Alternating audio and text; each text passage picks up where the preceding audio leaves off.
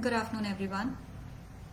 Welcome you all towards the live session that has been conducted today, wherein we'll be catering to how to score a band 8 and above. And the module for today is reading. The topic will be skimming and scanning.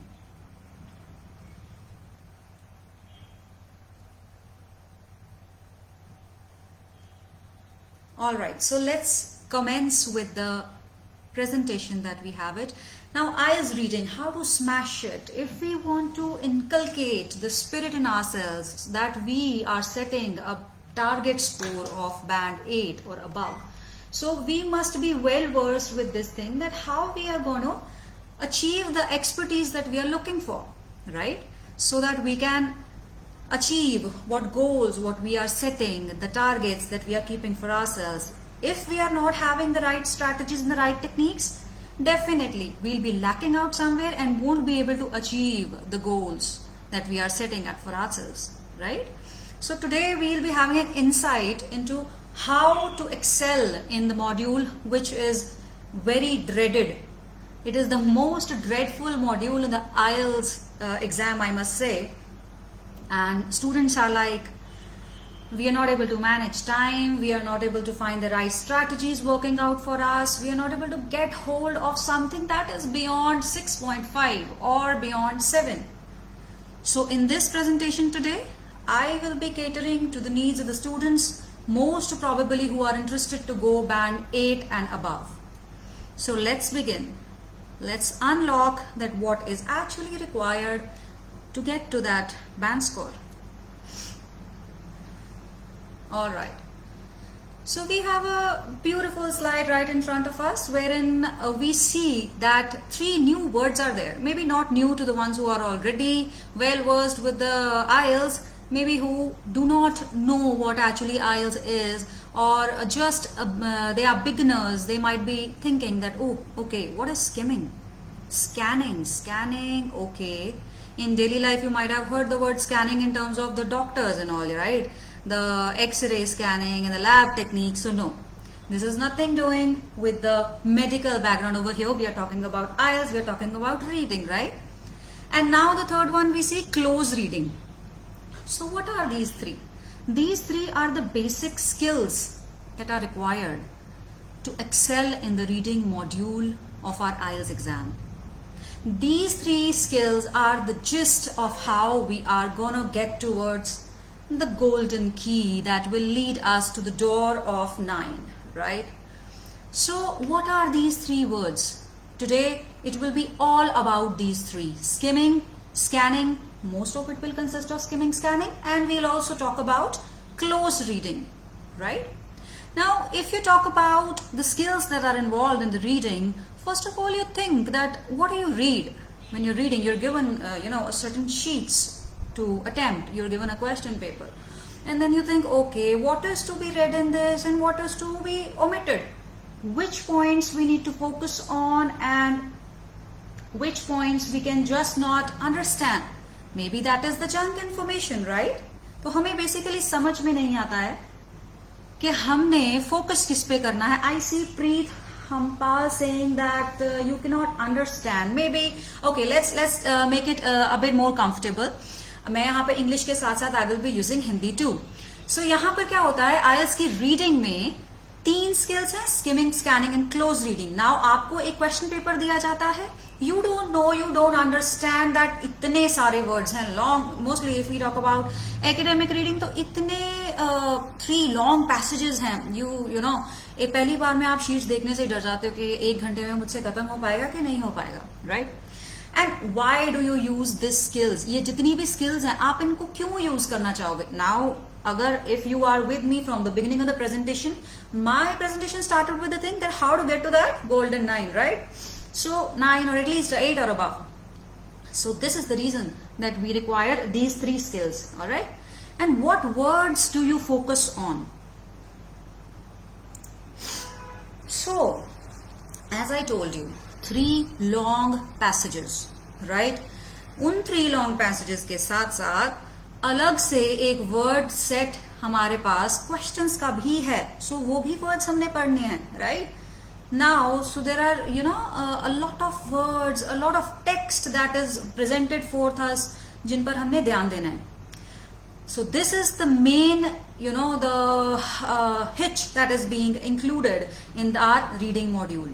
Okay, there is a lot of text and no picture at all. So that doesn't make that interesting at all. So this is the reason why we are in requirement of the skills that will lead us to excel in this module.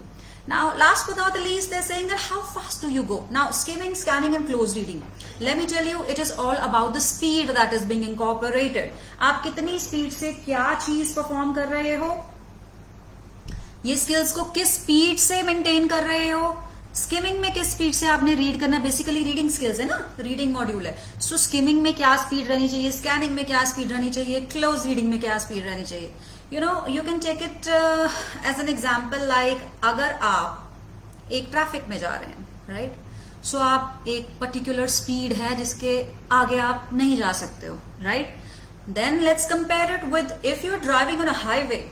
You don't need to take care of the speed limit, right? दो, हाँ, एक set speed limit है जो traffic rules के under आनी चाहिए. You need to just take care of that, but then you can drive really fast, because that's a highway. So this is the difference between keeping in mind the speed of your reading. What speed is required in skimming? Scanning में क्या speed चाहिए और close reading में क्या speed चाहिए. Now let me just give you a hint of this thing that ये order में चलते हैं.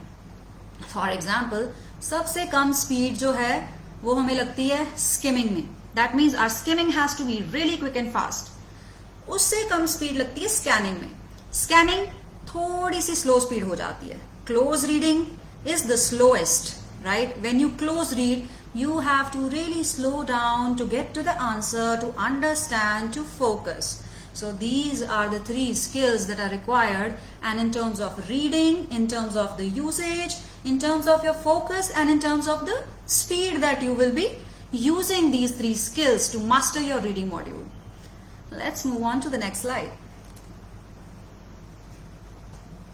Alright, so definition. Now, किसी भी चीज को समझने के लिए what is required first of all? The first thing that is required is that उस चीज का मतलब क्या है. What is the definition? What is the meaning of that thing, right? So हमने ये words देख तो लिए, बड़े बड़े words हैं. Okay, we are there to set, to set the field apart, and then we are there to learn some heavy words. हमने ये technical information and technique strategies का term तो सीख लिया कि okay reading है और इसमें हमने skim scan करना होता है. Now if I ask you what is skimming, right, बचपन में हमें सिखाया जाता था ना, अगर हमें कंप्यूटर में भी there used to be a term that what is a computer. So computer is an electronic machine which converts blah blah blah into blah blah blah, right? We used to do that. So now if we are studying in terms of IELTS, तो हमें इन चीजों की definition is must. We must know कि skimming होती क्या है, scanning होती क्या है.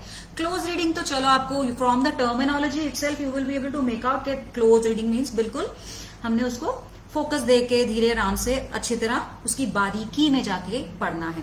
अब now let's see what is skimming. Skimming is reading the definition out. This is reading an article, let's say the passage. Okay, I'm giving you the definition in terms of general world too, not only targeting the IELTS. So they are saying that this is reading an article quickly, so you can get the gist or basic meaning of the article. अब हमने क्या करना है यहाँ पे कि कोई भी आर्टिकल IELTS में पैसेज आ गया, कोई भी टेक्स्ट आ गया, हमने उसको क्विकली पढ़ना है. You remember I told you that जो स्पीड जो है स्किमिंग में हमारी सबसे फास्ट रहेगी. सो हम जितना क्विकली हो सके उस चीज को रीड कर लें, लेकिन हमारा उसके लिए मेन पॉइंट क्या रहना चाहिए, that we have to get the basic meaning. Gist क्या होती है? जिस्ट होती है एक समरी ओवरऑल, राइट. तो हमने किसी भी चीज की इंट्रिकेसीज में नहीं जाना है, डिटेलिंग में नहीं जाना है, उसकी डेप्थ में नहीं जाना है. हमने रहना है सिर्फ और सिर्फ ओवरऑल बेसिक जिस्ट को टारगेट करना है हमने, राइट. Understood? Skimming की definition is crystal clear. Now, hopping on to scanning. Scanning की definition क्या है? Looking for specific information related to the questions. Now, what do we do here? Do you see the difference? Skimming में कहीं भी word questions नहीं आया है. This is the key. This is the key जो हमें चाहिए हमारी रीडिंग को इजी करने में, राइट? अब स्कैनिंग में हमारा सबसे पहला मकसद क्या होता है? Questions, right?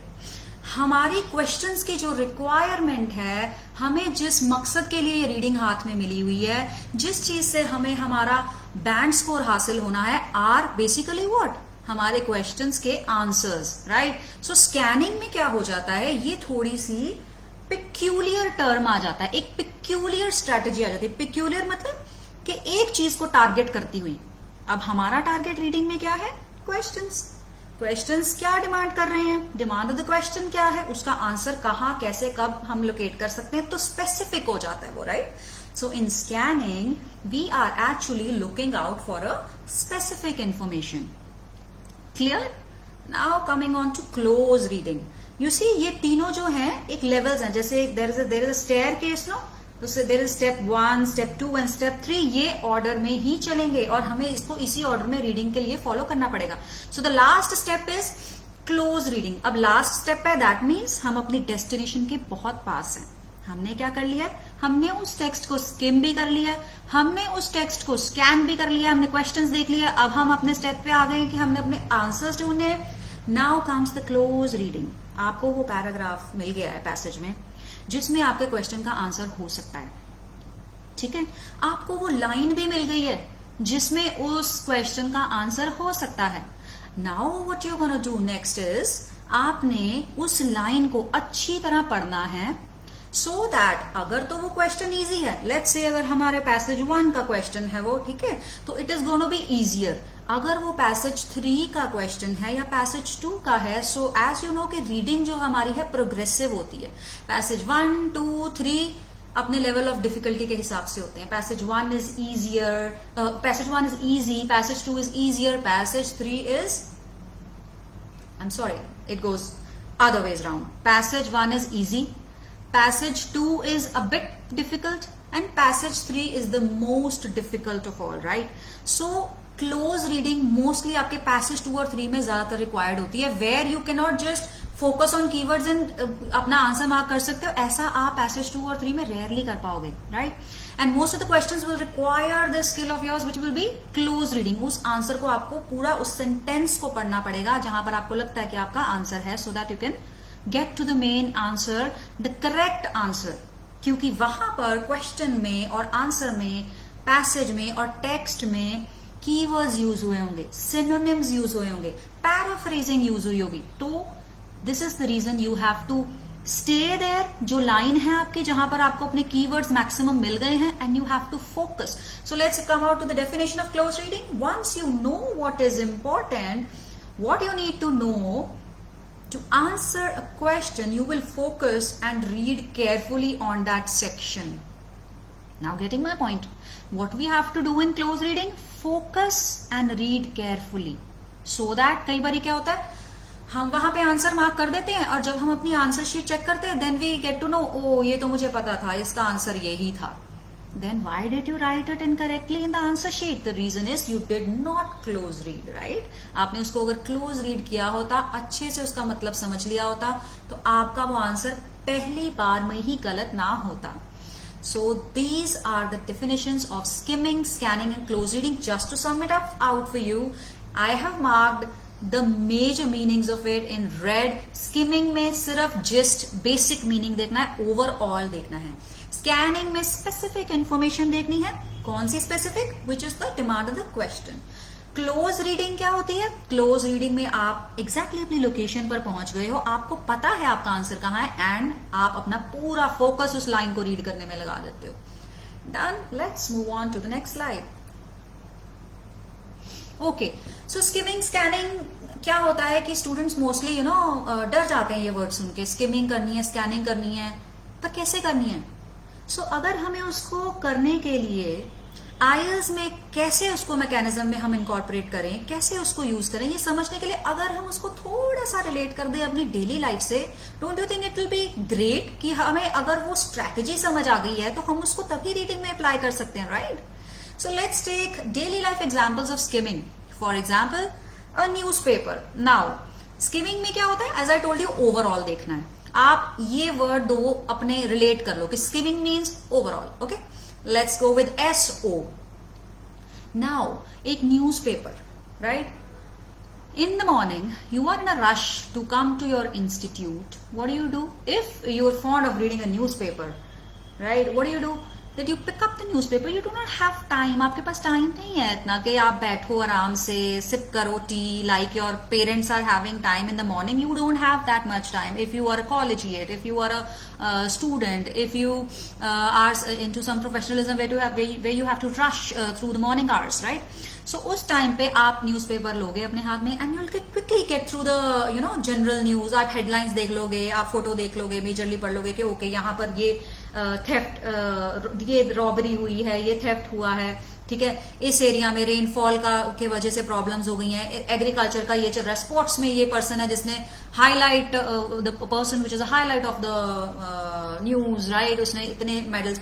सो एक जनरल आपने मोटा मोटा पढ़ लिया. You did not go into the depth of the articles. आपने लाइन टू लाइन हर एक आर्टिकल नहीं पढ़ा है, बट आपको घर से निकलने से पहले सारा क्लियर हो गया कि आज के न्यूज़पेपर में ये happened, right?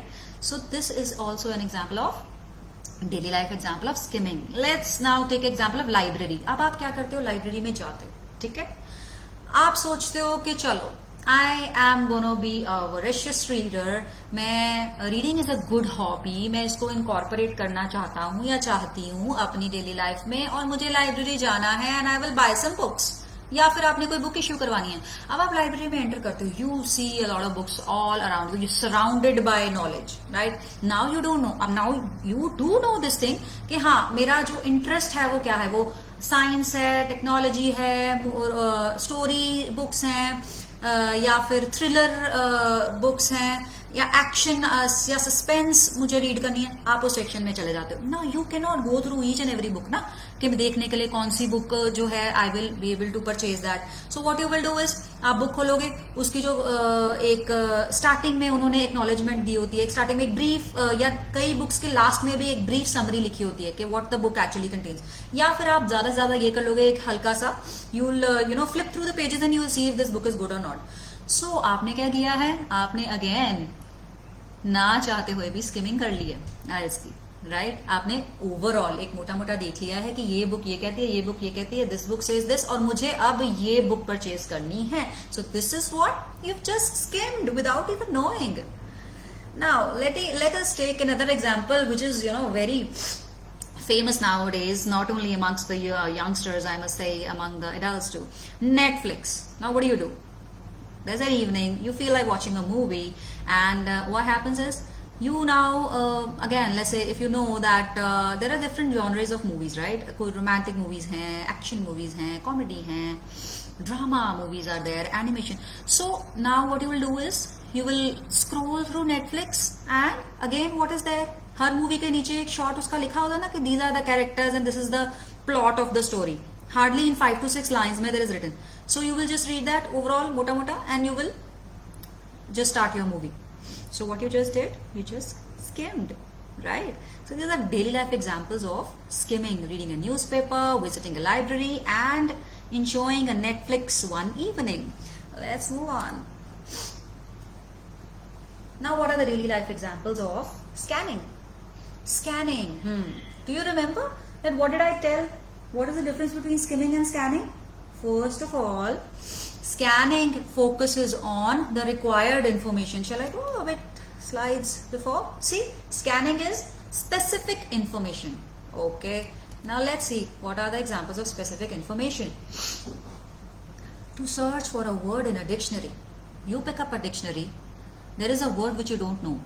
You will go on to that. You will search for that alphabet. For example, I just mentioned a word थोड़ी देर पहले, voracious reader, right? आपने उस voracious word का meaning ढूंढना है. What you will do? You will land up जहां पर आपका alphabet होगा V, ठीक है? तो आप वो वर्ड डिक्शनरी से पिक करोगे, उसमें स्क्रॉल करोगे, देखोगे. नाउ डिक्शनरी में वर्ड्स कैसे अरेंज होते हैं? With the vowels A-E-I-O-U. If you have been using a dictionary in your childhood, you must be knowing कि A-E-I-O-U वोवेल की लिनियरिटी में द वर्ड्स आर प्लेस्ड. अब आप O पे जाओगे, voracious, you will look for them. Now what you just did, एक specific चीज है जिसके लिए आपने वो डिक्शनरी खोली थी, आपने एक स्ट्रैटेजी अपनाई है, आपने V सर्च किया है, आपने AEIOU में से O पर गए हो, and then you've landed onto the word voracious. So एक specific information देखने के लिए आपने डिक्शनरी को ओपन किया है. This is a example of scanning. आप डायरेक्टरी में कोई फोन नंबर ढूंढते हो, right? So that phone number is specific, that is particular, and you are using the directory. So this is also an example of scanning. To check the time schedule of a specific program on a particular channel. अब आपने TV on कर लिया है, you know कि मैंने Colors channel पर big boss देखना है, right? So what you're gonna do is you're gonna see the guide of that particular channel. You're gonna see कि बिग बॉस के टाइम स्लॉट्स क्या क्या हैं in the day, कि वो आफ्टरनून में आएगा, इवनिंग में. So what you just did, you just scanned, right? Because you looking for a particular information. Again, to check the price of a specific item in a catalogue. आपके पास एक catalogue है, okay, let's say catalogue जो है उसका example ना लेके आप एक शॉप पर जाते हो, ठीक है? आपको शॉपकीपर को कहते हो आप कि मुझे एक पर्टिकुलर आइटम, एक पर्टिकुलर उसका प्राइस बता दीजिए, ठीक है? आप चेक करते हो चीजों को, वो आपको दिखाता है सारी कैटेगरीज, आपको जो item with in your budget लगती है, right? You pick that. So what you just did, you scan. So I hope that skimming, scanning daily life में उस एग्जाम्पल्स को रिलेट आप अच्छे से कर पाए हो, ताकि हम अपग्रेड कर सकें और उनको यूज कर सकें अपने आइल्स में. Let's move on. नाउ हमने समझ लिया कि डेफिनेशन क्या है, हमने समझ लिया कि डेली लाइफ में अगर हम उसे इम्प्लीमेंट करते हैं तो स्किमिंग और scanning, what is that? Now let's no कि स्किमिंग और स्कैनिंग में डिफरेंस कहां आता है. फर्स्ट ऑफ ऑल, मीनिंग, जो हमने डेफिनेशन ऑलरेडी कर रखी है, राइट? स्किमिंग क्या थी? I told you to remember SNO. So skimming stood for overall, right? The gist, the main, the basic points. Scanning was something particular, specific information. So that is the main difference between the meaning of both. Skimming is a way of reading something in a fast manner so as to grasp the main points. Whereas scanning means to look carefully and quickly at the material, written material, so as to locate something. अब हमने क्या करना है? Locate. हम कुछ ढूंढ रहे हैं, कुछ specific ढूंढ रहे हैं, ये है scanning. Method. अब method भी मैंने आपको starting में clear किया था कि स्किमिंग में स्पीड जो है हमारी बहुत तेज रहती है, right? It's very fast. And what happens in scanning, you have to, your speed slows down a little bit. Why? Because you have to be selective. आप किसी पर्टिकुलर चीज को ढूंढ रहे हो, ठीक है? तो this is the reason that scanning takes longer than skimming. Skimming is quick, scanning is a bit slow. Why slow? Because it is selective. Okay. Now, what does skimming involve? Okay, reading out maximum content in minimum time. अब हम यहाँ पे क्या करते हैं? हम skimming करते वक्त कोशिश करते हैं कि जितना कंटेंट हम पढ़ सकते हैं पढ़ लें, बट इन मिनिमम टाइम. ये कैसे पॉसिबल है? अब हमें कुछ मैजिकल पावर्स तो गिफ्टेड नहीं है कि हम सारा का सारा कंटेंट भी पढ़ लें और मिनिमम टाइम में भी पढ़ लें. So hold on guys, I have the techniques, the strategies, the tips which I will be covering on in later slides. So stay tuned and keep sticking to us for the presentation. Alright, scanning is finding out the required data. अब हम scanning में क्या करते हैं? Then again, repetition is there, but ultimately इसमें यही है कि स्कैनिंग में हमने रिक्वायर्ड डाटा ऑलरेडी, एक हमारे दिमाग में एक पिक्चर है, एक टारगेट है, एक क्वेश्चन है जिसका आंसर हम ढूंढने निकल रहे हैं हमारे पैसेजेस में. So this requires the finding of the required और स्पेसिफिक और अ पर्टिकुलर डेटा. अब ऑब्जेक्टिव क्या रहता है हमारा? ऑब्जेक्टिव क्या होता है कि मतलब हमारा मकसद क्या है? स्किमिंग में हमारा मकसद है एक बर्ड्स आई का व्यू रखना. Now what does that mean?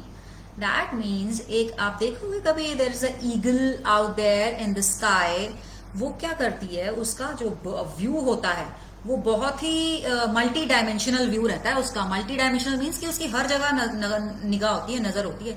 So skimming में we are gonna do exactly the same. We have to have a bird's eye view. We have to see कि ओवरऑल जितना भी हम देख सकें वो आर्टिकल, वो पैसेज कहना क्या चाहता है, बात किसकी कर रहा है, ठीक है, एग्जाम्पल ले लो, एक पर्सन है, आपके सामने ग्रुप ऑफ पीपल बैठे हुए हैं, ठीक है। अब आप क्या करोगे, कोई person, you are enjoying an evening with your friends, कोई फ्रेंड आपका किसी टॉपिक पे बात कर रहा है, कोई फ्रेंड अपना आपका रो रहा है, the person is very distressed, वो दुखी है, अपसेट है। एक पर्सन है जिसकी जॉब अच्छी चल रही है, वो अपने अचीवमेंट्स की बात कर रहा है, दूसरा person is distressed, is upset, तीसरा पर्सन इज वेरी पॉजिटिव, उसकी लाइफ में कुछ इतना अच्छा जा भी नहीं रहा है, but still he is talking about universe, he is talking about all the dimensions of the space, he is talking about attracting, he's talking about everything positive. So now you know, you've skimmed that, okay, मैं जिस company में बैठा हुआ हूँ या बैठी हुई हूँ, मेरी आज की इवनिंग में ये लोग हैं और ये बातें कर रहे हैं, मैंने क्या ग्रास्प करना है और मैंने क्या निग्लेक्ट करना है, this is up to me. So first thing is skimming आपने कर ली, इसमें that requires the difference between bird's eye view and spotting. Skimming कैसे किया आपने, कि you have just seen that people that I am surrounded with, वो किस तरह की बातें कर रहे हैं, उनका टॉपिक ऑफ थिंकिंग, उनका थिंकिंग पर्सपेक्टिव क्या है।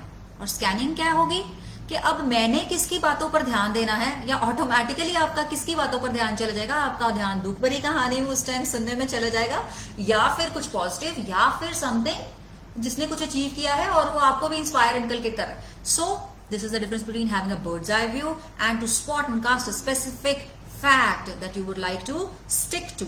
Now, familiarity. Familiarity means what?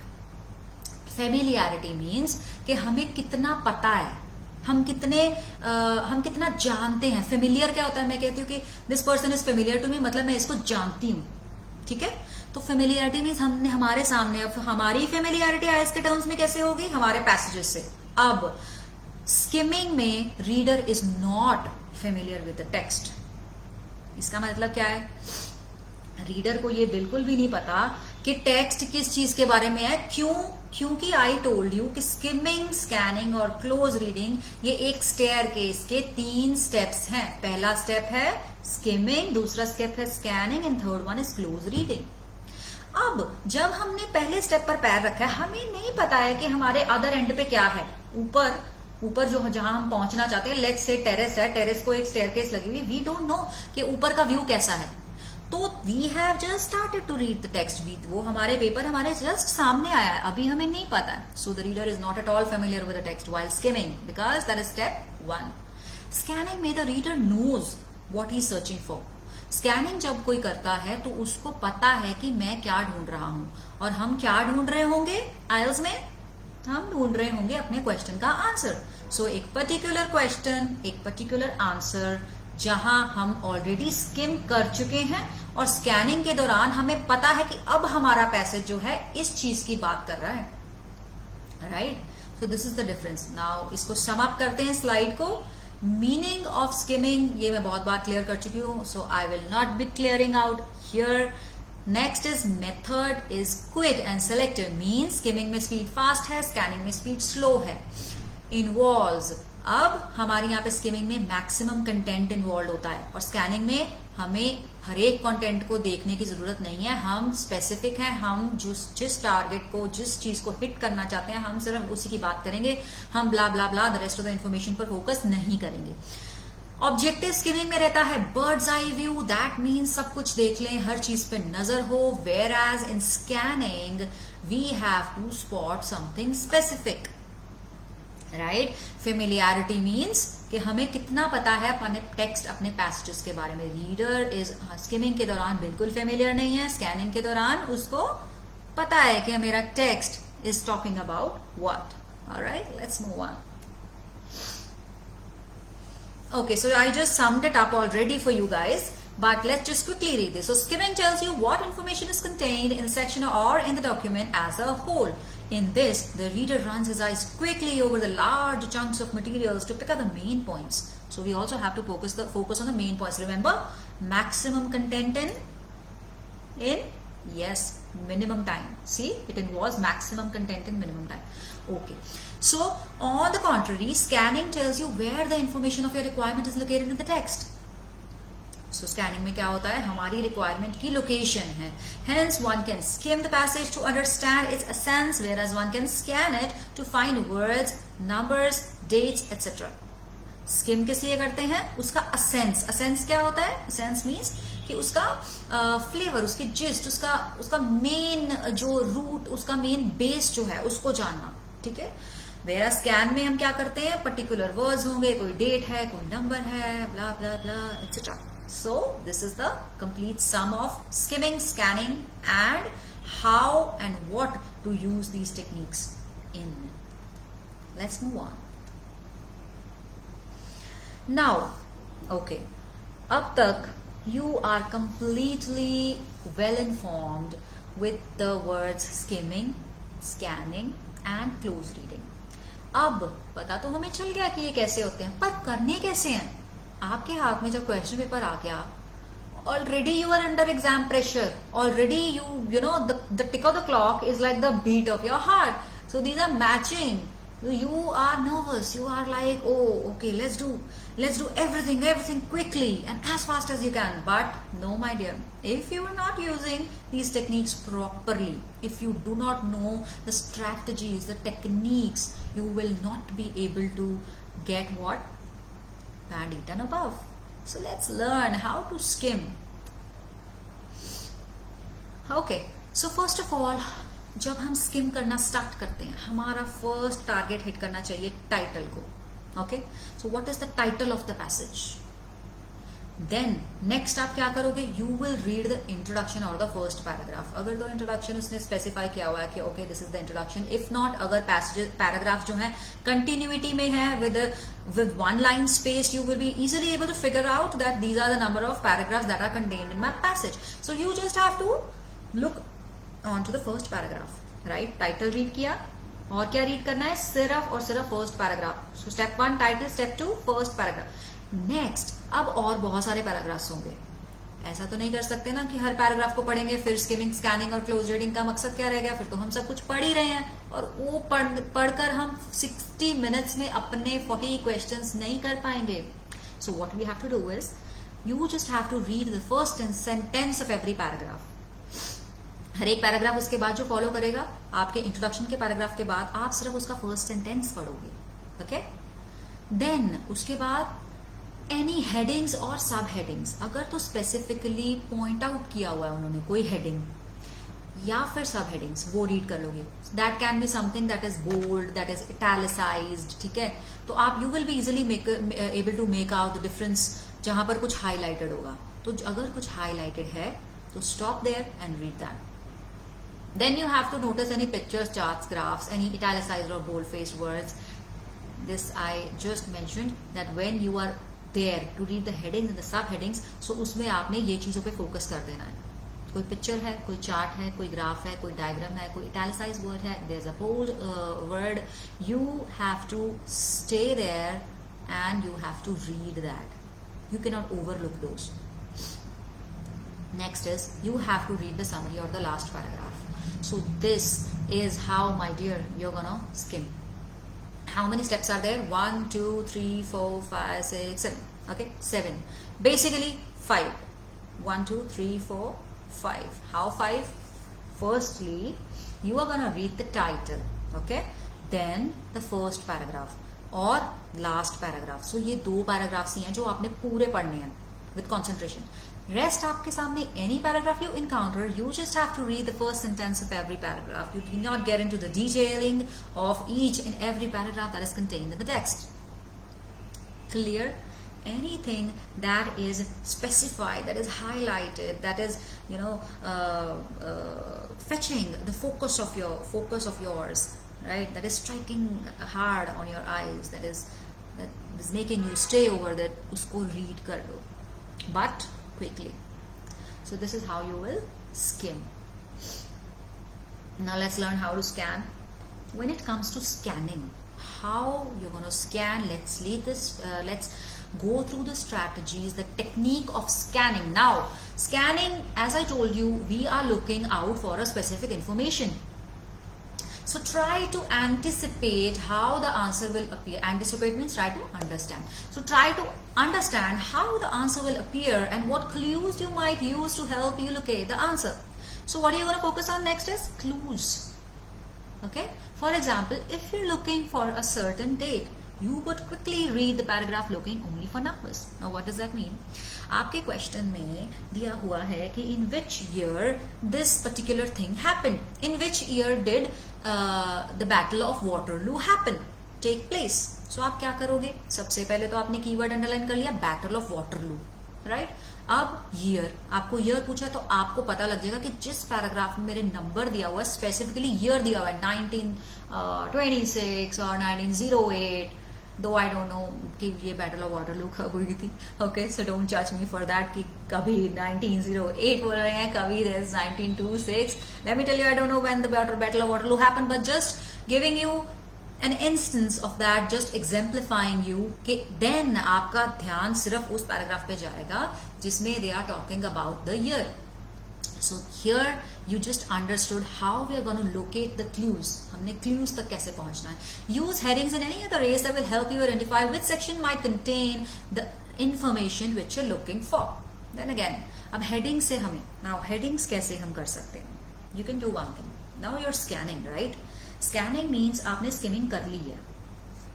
Okay, skimming करते वक्त जब मैंने आपको कहा कि you will read the first paragraph and the last paragraph, rest आप फर्स्ट लाइंस ही पढ़नी है आपने, राइट? अब जब आप अपनी फर्स्ट लाइंस पढ़ रहे हैं, आपको फर्स्ट लाइन में टॉपिक मोस्टली इंक्लूडेड हो जाता है 80% ऑफ द टाइम्स, राइट? सो आप अपनी रीडिंग के साइड पर, हर पैराग्राफ के साइड पर यू कैन नोट डाउन कि ओके, इसकी इस पैराग्राफ की हेडिंग ये थी, इस पैराग्राफ की, this paragraph is talking about problems, for example this paragraph is talking about solutions, this paragraph is talking about future prospects. So आपने ये 2-2, 3-3 वर्ड्स लिख लिए. पूरी समरी नहीं लिखनी है हर पैराग्राफ की, देन फिर तो हमारा उतना ही टाइम लग जाएगा. So try to learn the strategy how to point, write down the headings in scanning, in skimming. Skimming के दौरान आपने ये 2-2 वर्ड्स लिख लिए, जैसे मैंने आपको कहा कि problem, solution and future prospects. तो अब उन हेडिंग्स को हम यूज कर सकते हैं. अगर उसने पूछा हो कि ये जो फॉर एग्जाम्पल रैट्स हैं, उन्होंने क्रॉप्स को, बार्ले के क्रॉप्स को, they spoiled that and this was the reason that production was low. So अब जिस पैराग्राफ में आपने ऑलरेडी लिखा होगा कि ये प्रॉब्लम आ गई कि रैट्स ने फील्ड्स को खा लिया था and this is the reason production went down, आपका ध्यान उसी पैराग्राफ पर जाएगा and you will be easily able to locate your answer within seconds, right? So selectively read. I have just इसको मैंने बहुत अच्छे से एक्सप्लेन कर दिया है आपको कि सेलेक्टिव रीडिंग कैसे करनी है स्कैनिंग में. So can we sum up this whole slide just to be specific?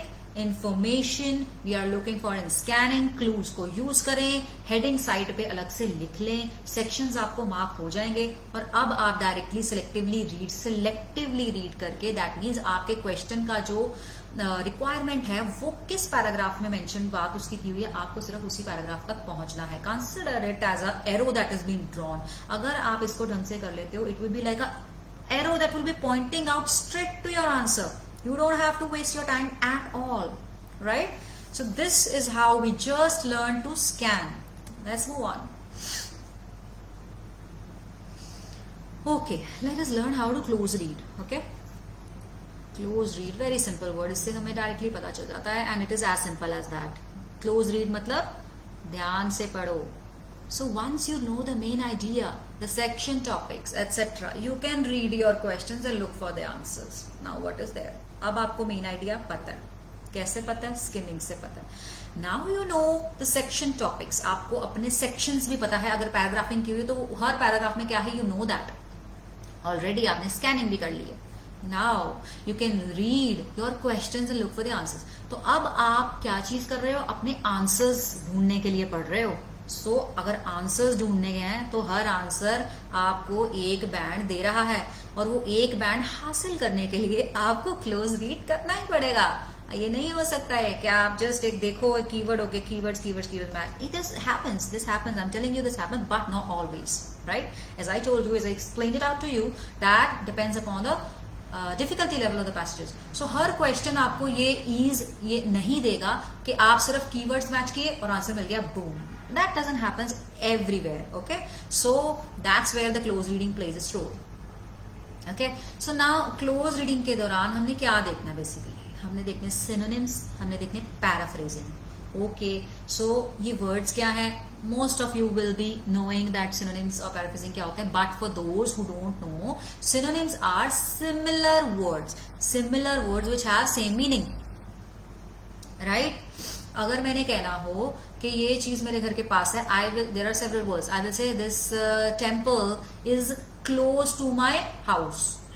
Next will be the temple is in close proximity of my house.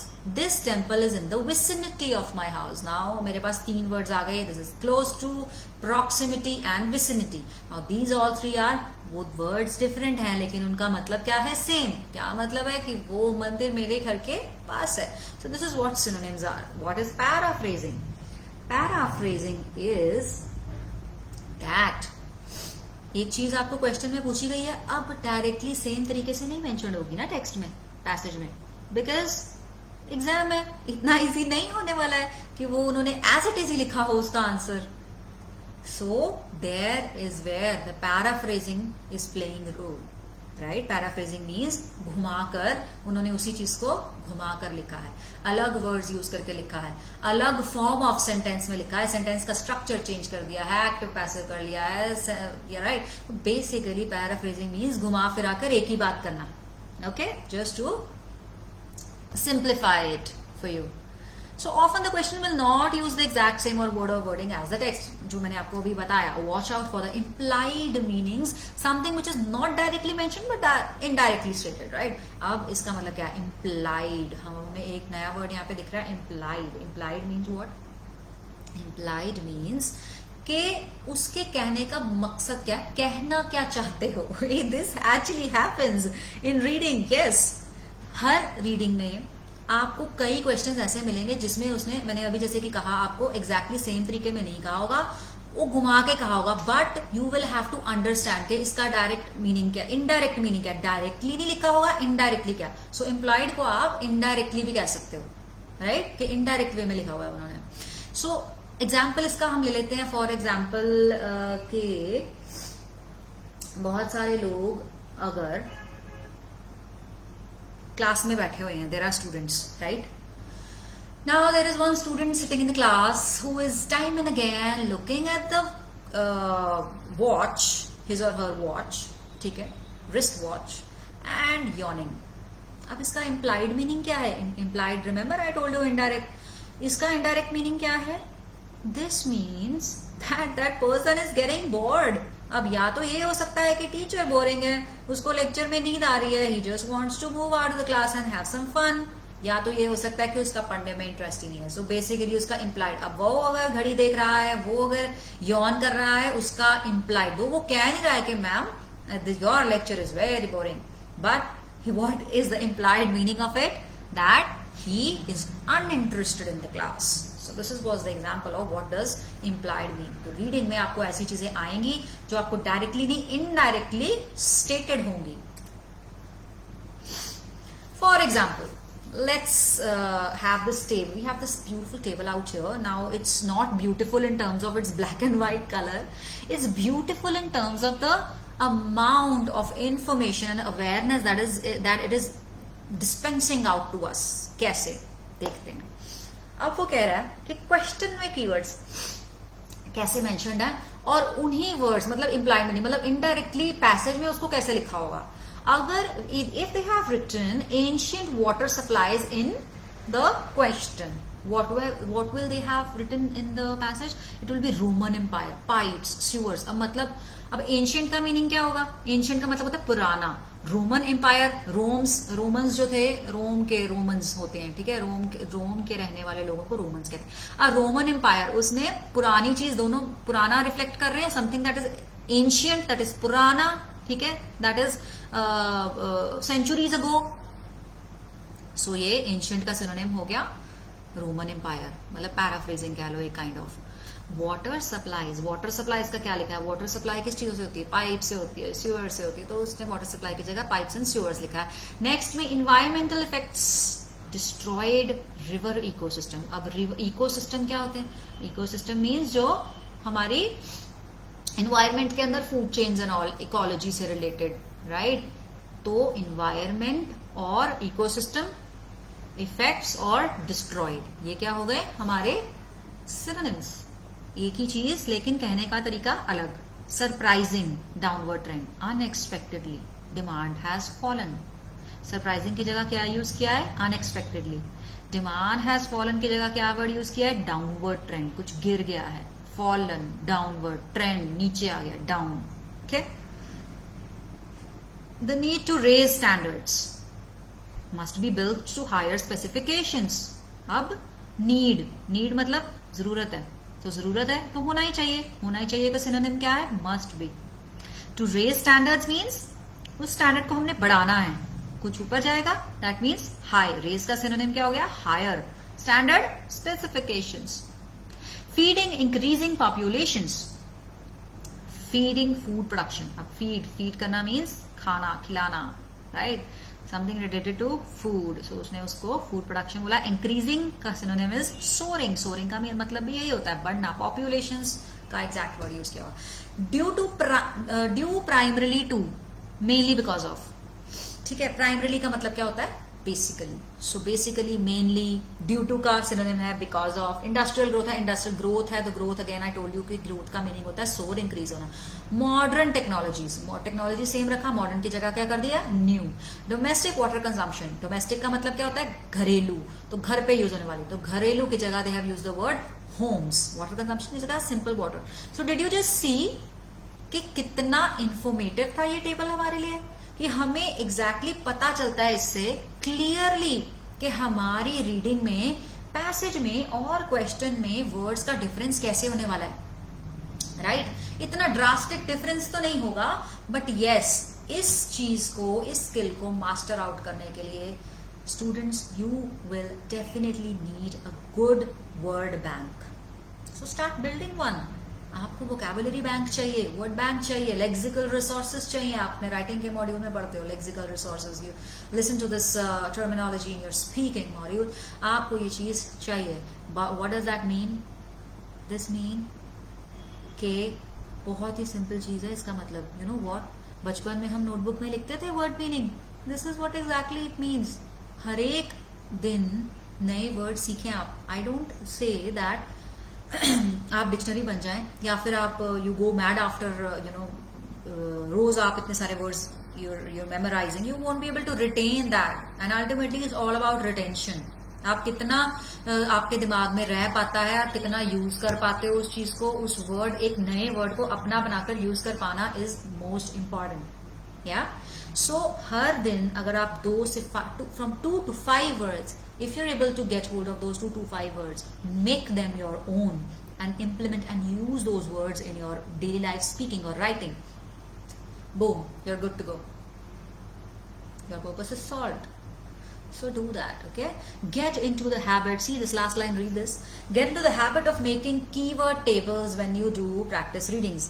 अब जब भी आप practice करते हो अपनी reading को, ठीक है, if you are attending some institute or if you're doing some self study, इसमें you won't be facing any problem. If you are you know, taking your classes from some institution, then what you can do is take that question paper back home. घर जाकर ऐसा ही table बना लेना कि question में इस word ये लिखा हुआ था और पैसेज के अंदर उस वर्ड को ये लिखा हुआ था.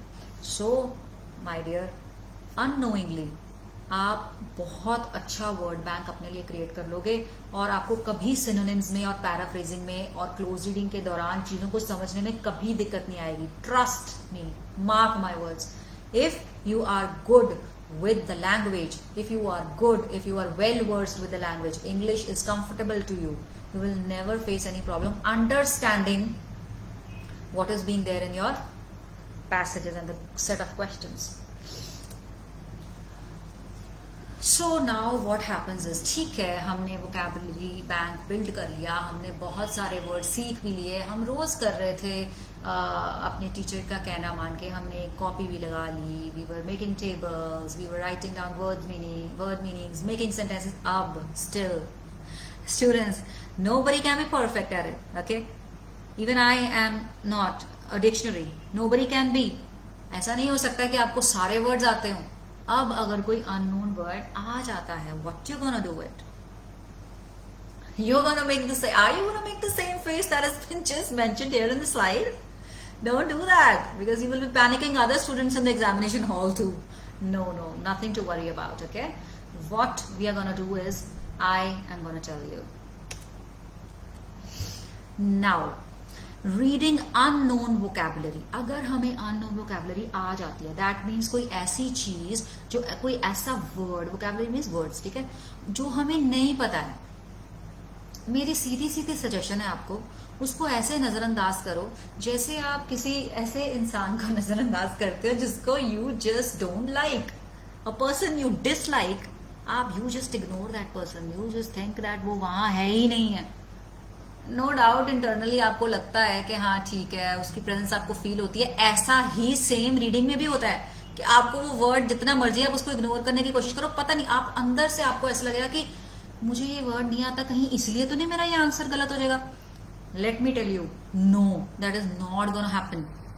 That is not gonna happen. आप इसको नजरअंदाज करो. ओके, स्क्रीन पर आप देख रहे हो, just keep a word. Now let's just have a read of this text. Jack quickly entered the theatre and cleaned the various mysteries he had been using to repair the, come on, read with me, okay, repair the whippet. He had often thought that this job was extremely yawning. However, he had to admit that this time things seemed to be a bit easier. When he finished, he put on his Reddick and went back to the study to relax. He took out his favorite pipe and settled into the beautiful new pottery. What a fantastic snappy he had made when he had bought the pottery. Only 300 yakmas. Okay. सो पढ़ तो मैंने बहुत beautifully लिया. Late me tell you, इसमें मेरे को भी कितने ही वर्ड्स नहीं पता. कौन कौन से वर्ड्स नहीं पता. Dirt is there, mysteries, I don't know what's that, whip it, yelling. Oh my god, बहुत सारे वर्ड्स हैं. अब मैं क्या करूंगी? Will I panic? No, not at all. Why? Let me tell you. सबसे पहली स्ट्रैटेजी आई टोल्ड यू ना, इग्नोर. उस वर्ड को ऐसे नजरअंदाज करो जैसे वो वर्ड इस टेक्स्ट में है ही नहीं है. नाउ अब रीड करना. Jack quickly entered and cleaned the various, okay, I don't know, he had been using to repair dash. Now question आ गया आपको, वेयर इज जैक? आपको पता चल जाएगा ना कि कहाँ है जैक. यू जस्ट पहली लाइन रीड करो. Jack quickly entered the did. Where is Jack? Jack is in the did, right. आपको नहीं पता डिड क्या है, बट वो उसमें है. क्यों? क्योंकि उसने अंदर एंटर किया है, अब वो डिड में है. So boom, your question is right, your answer is right. ठीक है, हो गया आंसर करेक्ट. फर्क पड़ा कि डिड पता है आपको कि नहीं पता है. So no need to panic at all. Let's have another try, one more try. Okay, next is what is he doing. Okay, did को हमने इग्नोर किया था. And he cleaned the various mysterious. And अब आपको पता चल गया ना कि वो एंटर किया, उसने एंटर किया और उसने कुछ क्लीन किया. तो what is he doing? Cleaning. There we go, हमारा आंसर करेक्ट. कुछ फर्क नहीं पड़ा दैट मिस्टरीज क्या होती हैं. Okay, next question is how does he feel about it. उसको कैसा फील हुआ. नाउ नेक्स्ट सेंटेंस पे आ जाते हैं. He had often thought that this job was extremely yawning. Often thought मतलब उसको अक्सर लगता था कि this job was extremely yawning. However का जब वहां जहां however आता है, however means कि दो सेंटेंसेस ऑपोजिट हो जाते हैं एक दूसरे के. So however से पहले और however के बाद वाला sentence will be opposite. He had to admit that this time things seemed to be a bit easier. Right? अब पहले उसको लगा एक्सट्रीमली यर्निंग का मतलब डेफिनेटली उसको लगता होगा कि उसकी जॉब अच्छी नहीं है या एक्सट्रीमली टायरिंग है, थकावट भरी है. तो अब वो एडमिट कर रहा है कि इस बार this time things seem to be a bit easier thing. तो इस क्वेश्चन का आंसर आ गया हमारे पास. How does he feel about it? Does he feel. Now कुछ चीजें डेप्थ में देखने वाली भी होती हैं. डज का मतलब क्या है? Present tense. तो इसका मतलब हम थॉट वाली लाइन ही देखेंगे क्योंकि थॉट पास्ट में था. हम बात करेंगे किसकी? कि दिस टाइम. अब उसको कैसा लग रहा है? Easier. So how does he feel about it? Easier. अब उसको इजियर लग रहा है. क्वेश्चन का आंसर मिल गया. क्या फर्क पड़ा कि यर्निंग का मतलब क्या है? No, not at all. Let's see another question. What can you put on? अगर क्वेश्चन होता कि what did he put on, तो सिंपल था ना. He put on his reddick. See, when he finished he put on his reddick. So the answer would be reddick, no doubt आपको नहीं पता what is reddick, I don't know, you don't know, okay, but हमें हमारा answer मिल गया, हमारा मकसद हल है, okay. Let's move on. What's good about the pock tree, okay, what's good about the pock tree means इसके बारे में अच्छा क्या है। Now what a fantastic snappy he had made when he bought the pock tree, उसने pock tree को bye किया है एंड ओनली 300 याम, ओनली का मतलब कुछ, इसका मतलब उसको सस्ता में मिल गया ना वो, ओनली 300 याकमस। ना तो मुझे पता है याकमस क्या है, ना तो मुझे पता है पॉक ट्री क्या है, but what was good about it कि उसने he has bought it cheap, उसने उसको सस्ता खरीद लिया है, सो चीप बोल सकते हैं या प्राइस, लेस प्राइस बोल सकते हैं। नाउ लेट्स इसको थोड़ा सा वेवर देते हैं कि आईएलटीएस में ऐसा नहीं होता है, you just have to write down the exact words which are being mentioned in the passage, but if for example आपको रैंडमली एक question, just take it as a comprehension, just take it as an example, अगर आपको पूछा जाता है कि उसके बारे में गुड क्या था, तो वो सस्ते थे, they were cheap, they were of less price. Now my dear, what if I tell you कि ये जो वर्ड्स जितने भी यहाँ पर, जिन वर्ड्स ने आपको डराया था, जिन वर्ड्स को देख के आपको लगने लग गया था भाई आज तो मेरी रीडिंग गई, अब तो मेरे अच्छे बैंड्स नहीं आने वाले, I might have to sit for another IELTS exam, अब तो मेरे 1500 गए, जिन वर्ड्स को देख के आपको ये लग रहा था, आपने कॉन्फिडेंस लूज कर दिया था, what if I tell you that उन वर्ड्स का कोई मीनिंग ही नहीं है, वो मैंने खुद से बनाए हैं। Funny. This was actually what I did. Did it is not a word. Mysteries is not a word. Viewipid, Yalning, Redick, Pok tree, Snappy, Pok tree, Yagmas, ये words ही नहीं है। Okay, so फर्क पड़ा कि वो words इस text में included थे या नहीं थे, हमें हमारे आंसर्स बहुत ब्यूटीफुली, बहुत आसानी से मिल गए। We didn't give a damn के okay इन words का मीनिंग क्या था। अब ये पेज को अगर आप देखो, अगर आप ये मेरी जो एडवाइस थी आपको, इस एडवाइस को देने से पहले अगर आप इस पेज को देखते, the slide that is right for you, अगर आप लेफ्ट हैंड साइड वाले टेक्स्ट को देखते, आपने बहुत डर जाना था, you would have been with this thing कि ओ मुझसे ये रीडिंग नहीं होनी, आई एम गॉन। अगर आप राइट हैंड साइड की सारी वोकैबुलरी को देखते, यू वुड, अगर उसके रिलेटेड आपको कोई भी पैसेज आ जाता, you would have thought it to yourself that oh wow things are so easy, I will be getting the answers in the easiest way possible. Garage, tools, car, bike, machine, difficult, boring, dressing gown, sofa, comfortable chair, bargain, deal, currency. Yay, we know all the words. But क्या कोई फर्क पड़ा? We just discussed the whole passage. A paragraph, I must say. We just discussed it. So doesn't make a difference. Let's read the 4 lines that are given at the end of the slide, which say there will be words you don't know in the IELTS reading. Her reading में, हर reading क्या, कहीं भी दुनिया में कहीं ना कहीं ऐसे वर्ड्स होंगे जिनका मतलब आपको नहीं पता है। So just read around them, उनके आसपास पढ़ो। मैंने क्या पढ़ा था, he quickly entered and cleaned and repaired using repair. So उनके आसपास पढ़ो आप। हैव कॉन्फिडेंस, अपने पे कॉन्फिडेंस रखो। टेक्स्ट देखते ही डर जाओगे, कॉन्फिडेंस ड्रॉप हो गया। कॉन्फिडेंस ड्रॉप हो गया तो जितना कर सकते थे वो भी नहीं कर पाओगे। So don't do that to yourself. Trust in your capabilities. Trust in your instincts. Use your logics. Okay? So now, from this example, it is very well cleared out to you. That is, there's no need to panic when you get some difficult vocab. Okay? Now, what kind of mistakes do people mostly do? There are 2 categories. Only 2. अगर आपको IELTS में कोई problem आ रही है ना, सबसे पहली problem तो ये आती है लैंग्वेज। दैट मीन्स कि आप you are not well versed with the language. जो इंग्लिश की लैंग्वेज है आपको टफ लगती है, आपको डर लगता है उस लैंग्वेज से, आपने उस लैंग्वेज को अपना नहीं बनाया हुआ, आप डरते हो उससे। जिस चीज से हम डरने लग जाते हैं वो चीज तो सबसे पहले ही हमारा रोड ब्लॉक बन जाती है। It doesn't let us progress and it is the rule of life, not only in IELTS.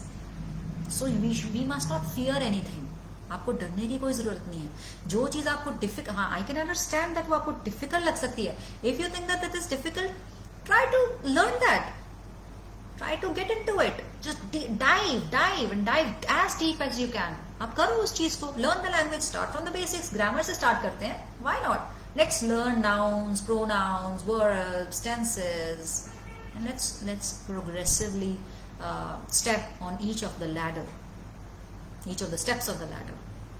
Okay, so language problems अगर नहीं होंगी तो आपकी मिस्टेक भी नहीं होगी. अगर लैंग्वेज की एबिलिटी में लैक है तो आपको गलतियां आपसे होंगी ही होंगी.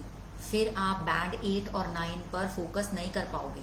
सो आई डोंट वांट कि आप सिर्फ इस वजह से बैंड 8 और 9 तक ना पहुंच पाओ क्योंकि लैंग्वेज में प्रॉब्लम है. Most of the students come with the ideology के मैम नहीं, मैं ते आइज करनी है, मैनू ग्रामर करन दी, मैनू इंग्लिश करन दी लोड़ नहीं, मैनू तो बस टिप्स एंड ट्रिक्स दसो एंड मैं बस 8 9 ते पहुंच जावां. Trust me guys, that is not gonna happen. That is not gonna happen at all. अगर आपको लैंग्वेज प्रॉब्लम्स है तो आप 8 9 आई मस्ट से 7 भी क्रॉस नहीं कर पाओगे. Because you remember the last step of the ladder is close reading. अगर आपने क्लोज रीडिंग में आपको सेंटेंस ही नहीं समझ में आ रहा, आपने लोकेशन देख ली, ढूंढ ली, पहुंच गए लोकेशन पे, and let me tell you many students they say that लोग मैम लोकेशन पर पहुंच के I am unable to find the answer. Location भी मिल गई है मुझे बट स्टिल मेरा आंसर गलत हो रहा है. So this is the problem with you guys. The language is the problem for you guys. So इस लैंग्वेज को अपना बना लें आप, सीखें इस लैंग्वेज को, ग्रामर को सीखें, उसकी fluency, pronunciation, each and every aspect of that language उसको इनकॉर्पोरेट करें, परफेक्शन हासिल करें, and then no doubt nobody can be perfect but still you can aim towards perfection, right? Why not? Okay, the next problem is exam skill problems. Language ke sath you are well versed. There is a student, let's say it's me, okay? I am ICASE student, right? I have been a conventee 12 years of my life since childhood, right? So mere ko language problem nahi hai.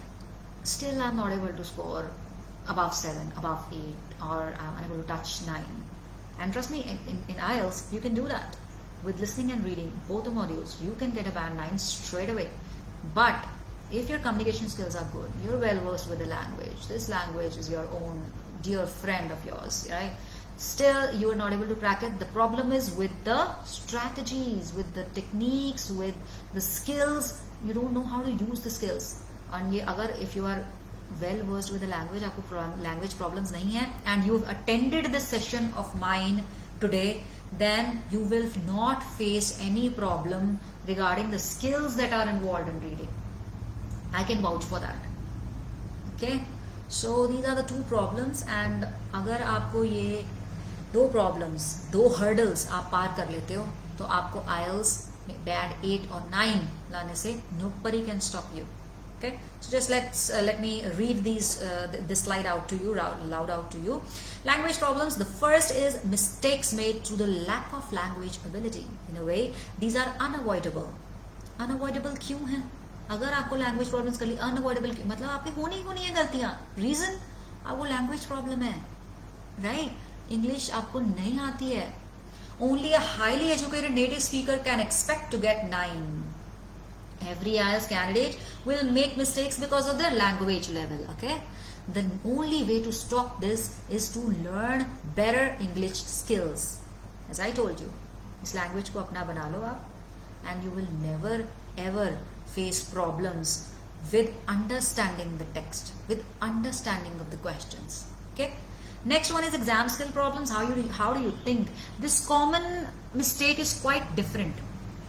अब ये थोड़ी अलग problem है. ये है avoidable mistake है. Avoidable means आप इसको होने से रोक सकते हो. कैसे रोक सकते हो? अगर आपको कोई अच्छा ट्रेनर, अच्छा tutor, you are attending some good classes, right? If the person is guiding you correctly, if you know all the 3 skills, if you have mastered the 3 skills of skimming, scanning and close reading, yes my dear, you can avoid these mistakes. You knew the answer but you got it wrong. That's not a problem with language there, it's a problem with your thinking.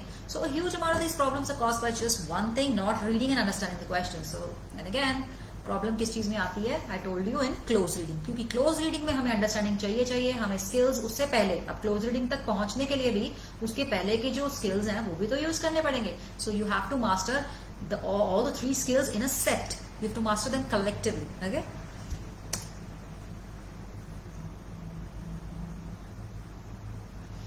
Now this is just let me just read it out for you. Read, understand and answer the question. If you don't understand the question, you are not going to find the answer except by pure luck. सबसे पहली बात हम क्या करते हैं जब हमारे पास reading आती है, Now I don't know that if you are being told by your instructors or from whatever sources you are self studying that जब भी हमारे हाथ में क्वेश्चन पेपर आता है, what you have to do first is not read the passage directly. You have to read the set of questions first, because अगर हमें पता ही नहीं है हम पैसेज किस मकसद के लिए रीड कर रहे हैं, तो हम पैसेज हमारे रीड करने का कोई फायदा ही नहीं रह जाता. हमारा मकसद है हमारे क्वेश्चंस के आंसर्स. तो पहले क्वेश्चंस रीड कर लें, then you come on to your passage. Okay, so if you not, या अगर आपको क्वेश्चन ही नहीं समझ आया, आपको पता ही नहीं है कि आपने पैसेज में क्या क्या देखना है, तो अगर वो ही नहीं पता कि देखना क्या है, तो अगर आंसर सही हो गया तो वो आपका लक है, वो आपका तुक्का है. ठीक है, it is merely by luck. You are lucky enough. Why to hope for things to move on to the best scenarios? Why not to work for it? Work for it. You need to understand everything. You need to master the skills. You need to go with everything hand in hand that will be involved to make you achieve the desired band score. And you might fall for an IELTS trick. Might fall for an IELTS trick means what? Trick तो मैंने आपको बता दी है. ठीक है, कि skimming कैसे करनी है, टाइटल रीड करना है, फर्स्ट पैराग्राफ रीड करना है, लास्ट पैराग्राफ, स्कैनिंग कैसे करनी है, क्लूज देखने हैं, हेडिंग्स के देखने हैं, सेक्शनल देखना है. नाउ अगर ये ट्रिक्स जो है आपको समझ ही नहीं आया, क्वेश्चन ने क्या पूछा, आप कैसे पैसेज के अंदर जाके वो ट्रिक अप्लाई करोगे? So you might fall for that trick. That means आपको उस ट्रिक का कोई बेनिफिट ही नहीं होना. Getting my point? So spend time understanding it. Don't rush to look for answers. आपको आंसर्स ढूंढने के लिए जल्दबाजी करने की जरूरत नहीं है. Most of the times I have heard many advices by many other experts. They say okay आपको स्पीड रीडिंग करनी है, आपको you have to just keep on reading and you have to be very quick. No, if you be that quick, आप close reading कहाँ कर रहे हो, आप स्पॉटिंग कहाँ कर रहे हो, आप फोकस रीडिंग कहाँ कर रहे हो? You not doing that. आपका आंसर अगर होगा भी तो आप तो रश में उसको छोड़ ही दिया, आपने उस लाइन पर फोकस ही नहीं किया. So this can not be always the case. You will be just wasting your time. आप स्पीड से पढ़ तो रहे हो, पूरा पैसेज पढ़ लिया, आपने आंसर नहीं मिला. Now what you did, you just wasted your time. So it is a waste of time if you don't understand and then get the answers wrong. This way you will get the right answer. This way you will never get the right answer. So now don't focus only on keywords. You need to read the questions closely, not scan them for key information. What you have to do is question जब read करना है उसको बहुत closely read करना है. अगर question ही नहीं समझ में आया, again I'm repeating, किस चीज को ढूंढोगे आप अपने passage में, right? So questions को देखते वक्त you can do another thing. You can underline the keywords. Okay. Now mistakes using keywords. Okay, I just told you underline the keywords. अब अगर keywords में mistake कर ली then क्या होगा? Let me exemplify it out for you. Detail में discuss करेंगे इसको. Example from a textbook. For example, for a few years there had been a campaign to improve school meals in the UK, and Daniel Brown is the head teacher of the school that banned junk food and started serving healthy food in 2006.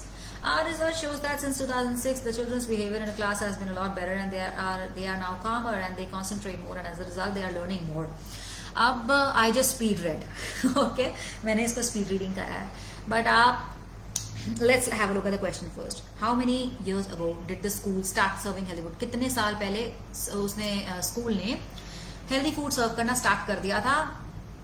The list of possible answers that has been given to you are 3, and these are a few years ago, 2006, and since 2006. Now what will be your answer? सबसे पहले तो location तक पहुंचने के लिए you have to see serving healthy food. Serving healthy food मेरे को दिख रहा है in the third line. Started serving healthy food in 2006. Okay, आपका आंसर क्या आ जाएगा? 2006. ठीक है, कर दे mark 2006. Okay, I just marked 2006. Was this the correct answer? What is the correct answer? Oh, what just happened? A few years ago, but no, ma'am, यहाँ पर तो 2006 लिखा है and मैंने कीवर्ड देखा और यहाँ पर now where did I mess up? You messed up in understanding the question. Question को दोबारा read करो, reread it. How many years ago? Question कहाँ से शुरू हुआ? कितने साल पहले? वो पूछ ही नहीं रहा कि किस साल में. आपने लिख दिया in 2006, आपने B आंसर मार्क कर दिया. बट आंसर क्या था? कितने साल पहले उसने पूछा, तो कितने? A few years ago. Now you read it collectively. How many years ago did the school start serving healthy food? a few years ago. अब now ये तो अच्छा भी लग रहा है ना सुनने में. अगर आप पहले देखो, how many years did the school start serving healthy food? 2006. Oh, that was really abrupt. So this is the difference between, you know, understanding the keywords, mistakes that you do when you mark your keywords. So अगर आपने keyword पहले ही correct question में mark किया होता, how many years ago, मेरा एक ये आ गया keyword, how many years ago. दूसरा मेरा कीवर्ड आ गया था serving healthy food, start serving, right. So start serving, how many years ago, a few years ago. Okay, now focus on keywords in the question. Keywords only tell you, again जो हमने अभी example किया उसी की gist से हमें क्या चीज सामने आई है, क्या हमें फॉलो करना है कि focus on keywords in the question. Keywords only tell you where the answer is, not what the answer is. अगर आपने सिर्फ इसी को देख लिया होता कि ओके 2006 कर लिया राइट, बट आंसर गलत हो गया.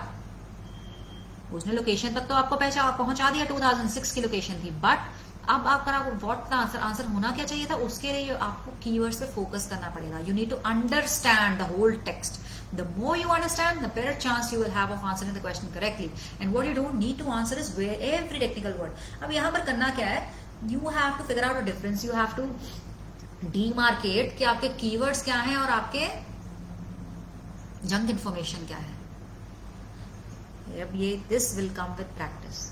ठीक है, when you read, when you understand things, you just don't have to go into every technical word that you're reading. You just have to stick to the requirement of your question, the demand of your question. Simple yet useful strategies. Now my dear, there are, you know, at the end we have dealt with the terminologies. बड़ी terms हमने कर ली हैं जो most dreaded थी IELTS की, जिसको लेकर students में कंफ्यूजन रहती है. सबसे पहले स्क्रीनिंग है क्या, स्कैनिंग क्या है, फिर इसको यूज कैसे करना है.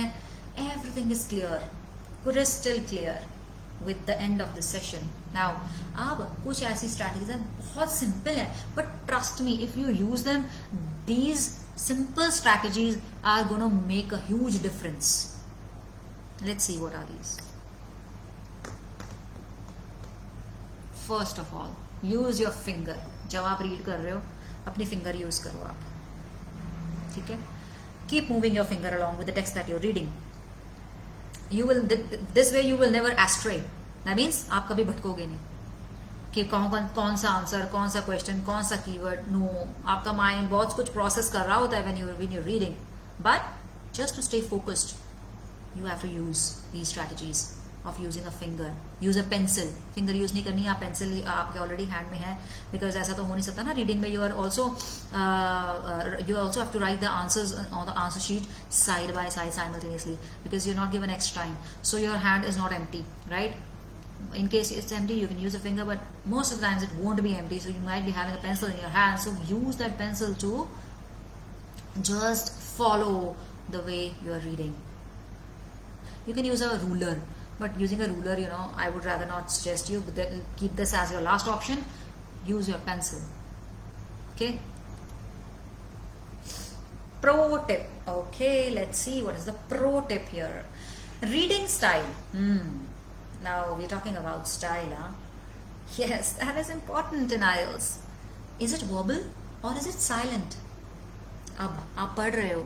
Some people are in the habit of, you know, बोल के पढ़ना. Fact, average rate of speed, American. Some people are like एक पूरा they're not reading it out loud, but they are अपने mind में पढ़ रहे हैं.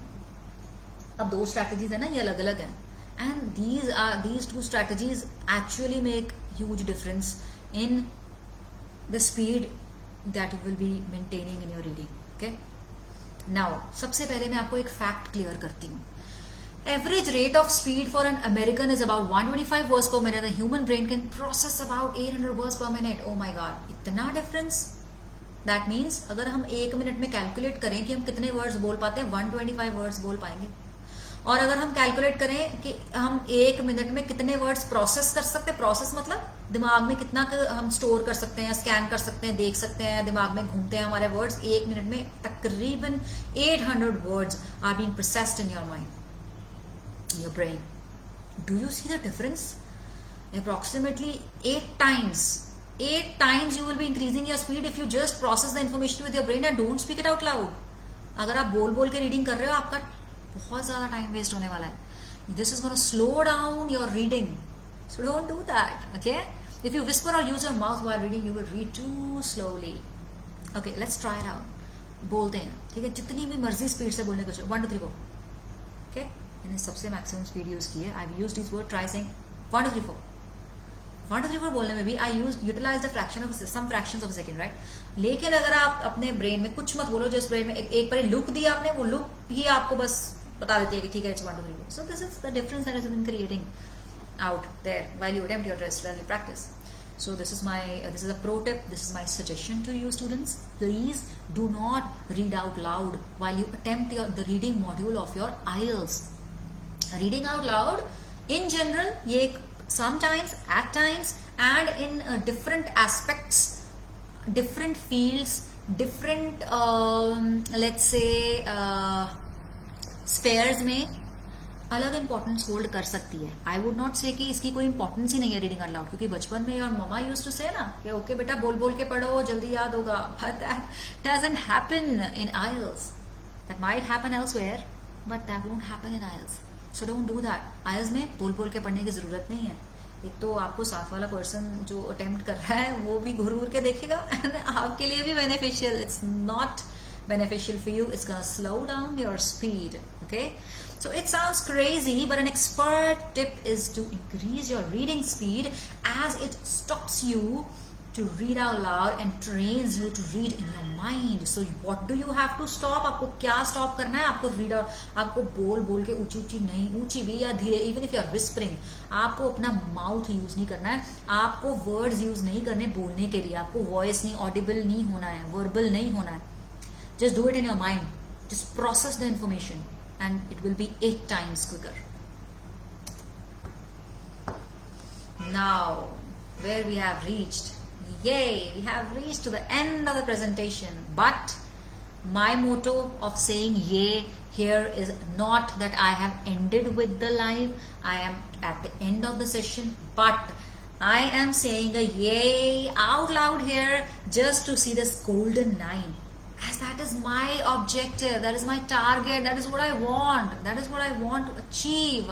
I want a band 9 in my reading, and I'm damn sure students, you loved the session, and this session, this presentation and my presence in your lives, you taking out time to see this live, or later if you could see this live, maybe not simultaneously when this live was conducted, but trust me on this, guys. Just follow what is just being mentioned in this presentation, and nobody can stop you from getting this band 9. This golden 9 is all yours. Thank you, guys. Thanks a lot.